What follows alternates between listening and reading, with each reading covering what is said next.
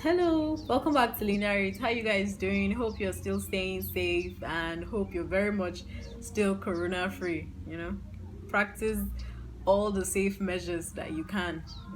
Stay safe. So today I'm going to talk about Kintu by Jennifer Nnasumbuga.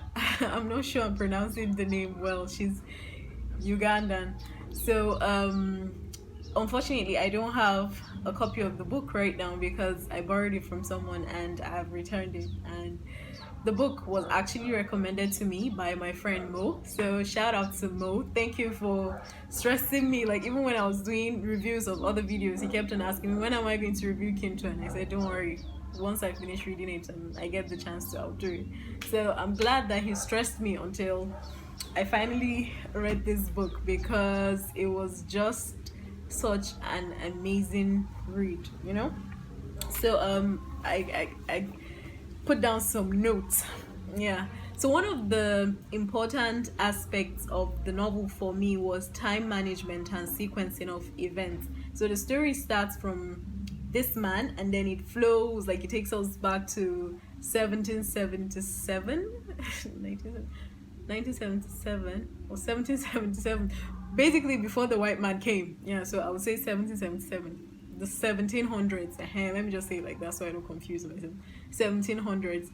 So yeah, so it starts from present day Uganda, let's say a few years ago. It tells us of the story of this young man who was living in this slum in a city, and one day he was killed. It was jungle justice. He hadn't done anything wrong. Some counselors came to his house and were taking him for questioning, and on the way he was like, why are you guys treating me like a criminal, like a thief? And then passers-by in the market heard thief, and then that was it. So they gathered, started beating this man. Before we knew it, he was dead, and the counselors ran away. And it was crazy because it made me think of all the jungle justice that has been carried out in this country. Like, I'm sure there have been instances where people don't even know the full story. You just see them beating someone and then you say, okay, thief, let me join. And then so it's crazy how someone can be alive one minute and dead the next.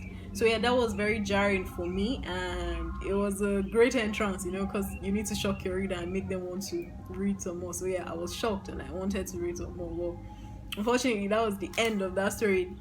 The writer then jumped to the 1700s and started telling us about this person's ancestors before the white man came. So it was fascinating. That was, for me, the most interesting part of the story before the white man came, because it was very rich in culture and yeah, very very intriguing for me. I learned a lot of new things about Ugandan culture.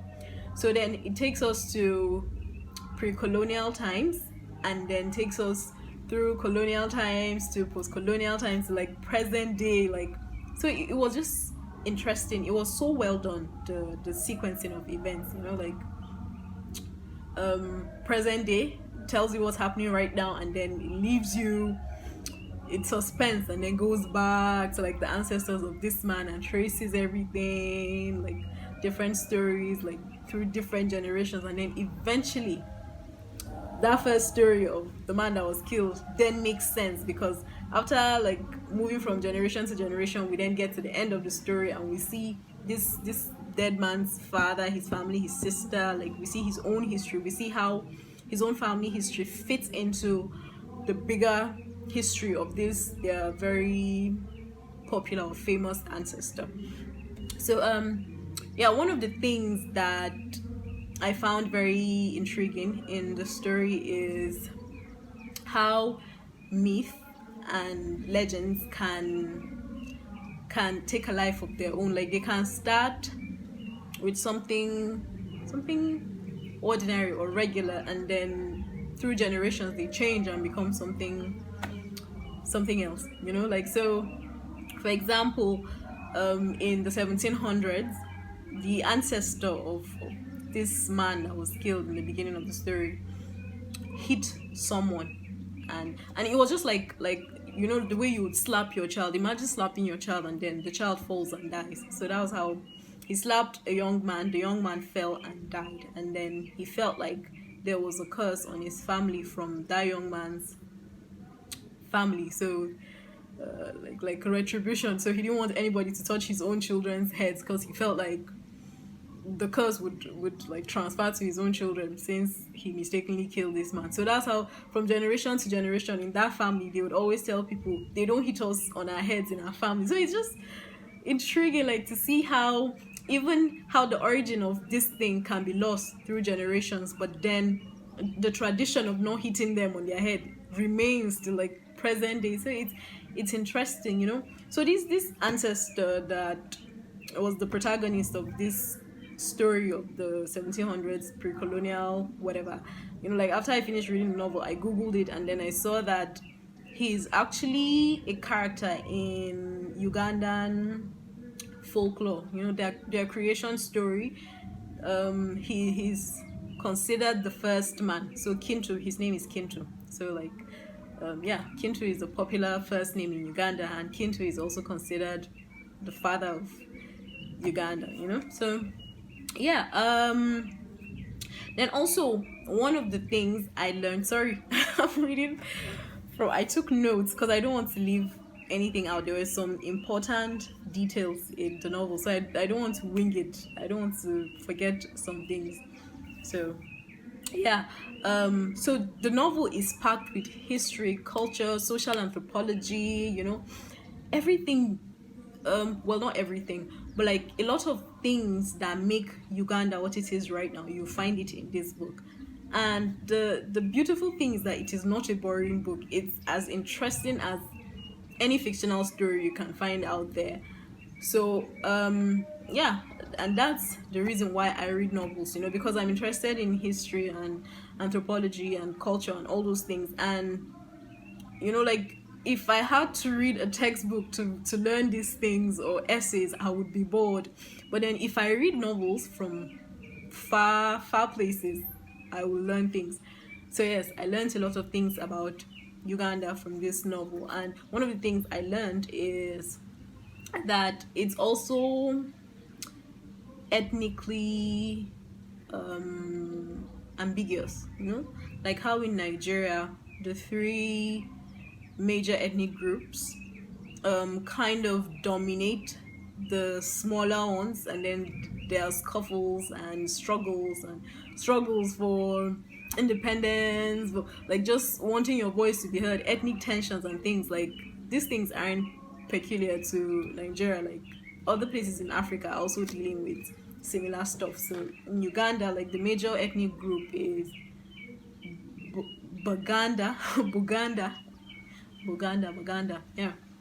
And then there are others like Lu and Atiso and Tutsi from neighboring Rwanda. You know, like, other ethnic groups from East Africa also migrate and make Uganda their home. So yeah, all of that is also present there. Also, I think the most defining thing for me in the pre-colonial story is patriarchy and the burden of masculinity. So I wrote down a quote from the novel that I'm going to read out to you guys now. So yeah, the women were brought to him as tributes, some from ambitious parents, others were daughters of fellow governors. But to Kintu, the women were a duty. He felt bound. He was a prize bull thrown into a herd of heifers. Why did he have to mount every woman thrown at him? On the other hand, how could he not? He was a man, a seed dispenser. It was natural he should enjoy it. Kintu did his rounds. He spent a week with each wife. However, his sexual journey through his wives was more arduous than the trek to the capital. Women waited moons to see him. Most were young, with high expectations. They drained him. Probably, men envied him every time someone arrived with a shivering virgin, but he was not interested. He was a slave to procreation and to the kingdom. This actually made me sad, you know, like, yeah, it made me sad for the character, like, in the story, to be burdened with sleeping with different women. In fact, you have to make them your wife. So imagine, um okay, there was something else too in their culture. Twins, like they venerate twins. Like how in Yoruba culture, like they don't joke with twins. Kai, Tai, and Kende.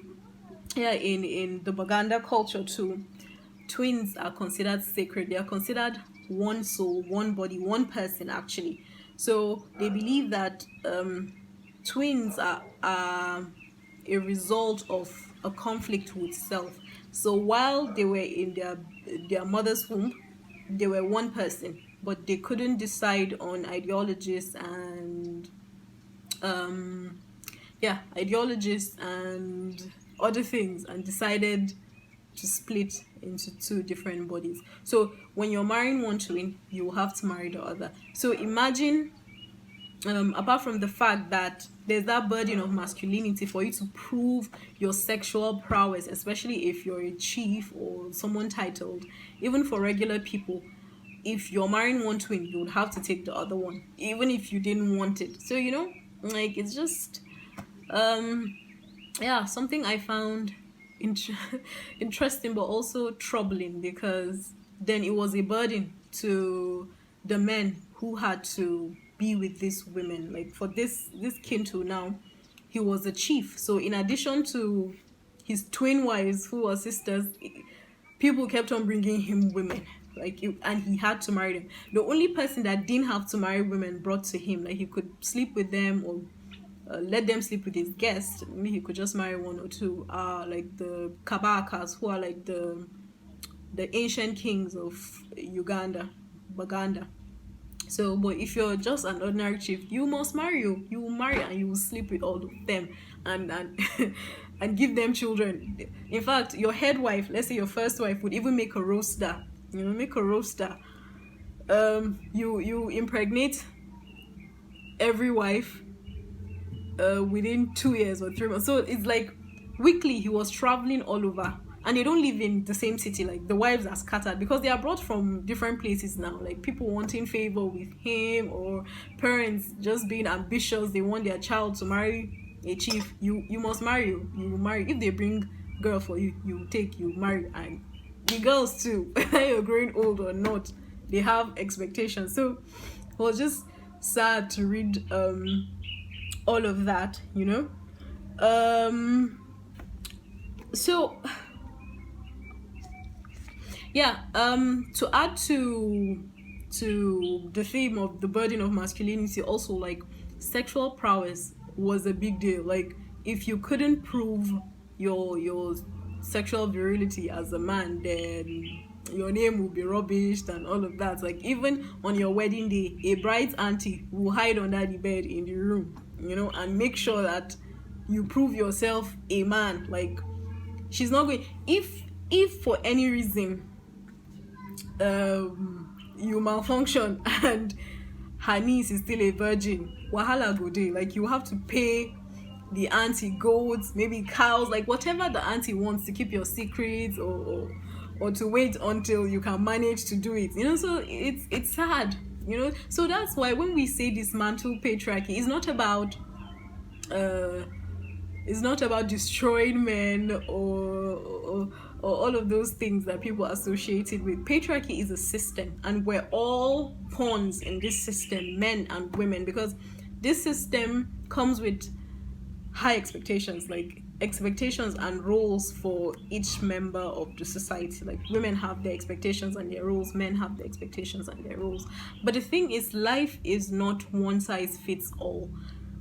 So a system like that will usually make it difficult for people to express themselves. Like there's no room for individuality and difference and quirkiness and all those things. You have to be a certain way. You have to live life like this. If you're a man, you have to live life like this if you're a woman.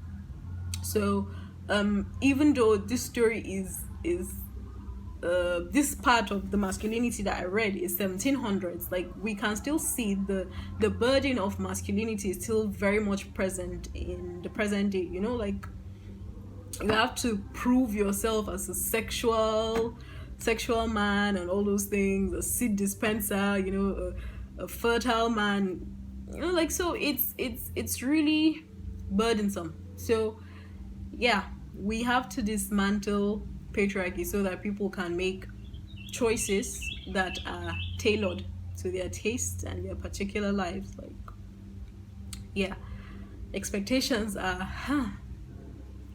they're difficult to keep up with. So if you don't want children, if you don't want to have conquest, sexual conquest, if you don't want to just be a seed dispenser, baby making machine, like all those things, you have a right to choose exactly how you want to live your life, and the rest of us should be able to accommodate people's personal choices. Yeah, so the book is available for sale at the book market, and even though I've read it, I'm going to buy my own copy.